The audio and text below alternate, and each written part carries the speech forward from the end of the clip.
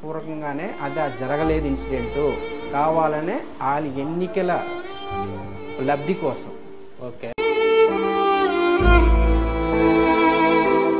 కోడికత్తి శ్రీనివాస్ అని ఉన్నారు, జన్నిపల్లి శ్రీనివాస్ ఆయన పేరు.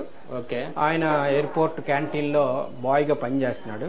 పనిచేస్తూ ఆ రోజు జగన్మోహన్ రెడ్డి గారు 2018 అక్టోబర్ 18వ తారీఖున ఆయన ఎయిర్పోర్ట్ రావడం జరిగింది. అయితే ఆయన చూడటానికి వెళ్ళిన వ్యక్తి ఆయన అభిమానట.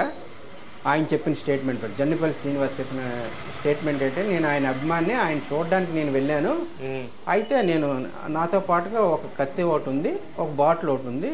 ఓకే. అది నేను వచ్చి ఉల్లిపాయలు కాయగూరలు కొయ్యడానికి పెట్టుకున్నది, అది నేను పట్టుకొని వెళ్ళాను అక్కడికి. ఓకే. పట్టుకొని వెళ్ళడం అయితే వాస్తవం. నేనైతే దాన్ని పొడవలేదు ఆయన్ని. అక్కడ ఉన్న పక్కన ఉన్న వ్యక్తులు ఎవరో దాన్ని తీసుకొని తోసేసాను, పక్కకు తోస్తారు. నన్ను కేసులు ఇరికించారు.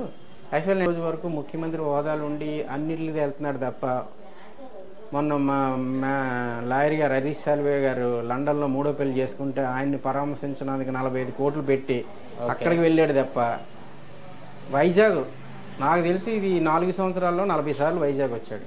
ఒకసారి వచ్చి కోర్టుకు వచ్చి సమాధానం చెప్పేస్తే అయిపోయేది.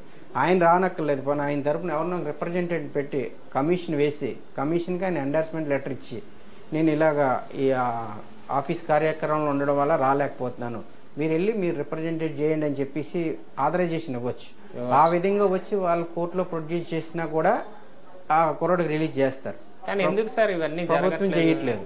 ఎందుకు చేయట్లేదంటే అది జరిగింది ఇన్సిడెంట్ తప్పు కాబట్టి క్లియర్గా. ఎందుకంటే ఇప్పుడు కోరికత్తి గీసుకున్న తర్వాత ఫస్ట్ ఎయిడ్ ఎక్కడ చేయాలండి?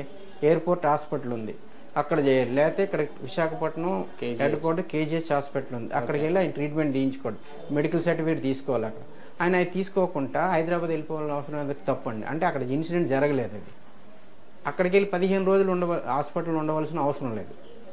ఆ ఇన్సిడెంట్ జరిగిన చిన్న కత్తికి ఇన్సిడెంట్కి అది ఆ విధంగా ఇది ఉద్దేశపూర్వకంగానే అది జరగలేదు ఇన్సిడెంటు కావాలనే వాళ్ళ ఎన్నికల లబ్ధి కోసం, వాళ్ళ అధికారం రప్పించుకోవడం కోసం ఈ కుర్రాడిని, ఒక దళితుడిని ఈ విధంగా ఇబ్బంది పెట్టి ఇన్ని రోజులు కూడా ఆయన ఉంచాడు. ఆయన మానసిక పరిస్థితి బాగోలేదు, ఆరోగ్య పరిస్థితి బాగోలేదు, వాళ్ళ కుటుంబం అంతా రోడ్డు పైన పడిపోయింది. ఎందుకంటే వాళ్ళ కుటుంబం అంతా కూడా ఈయన ఆదాయం మీద ఆధారపడి ఉంది.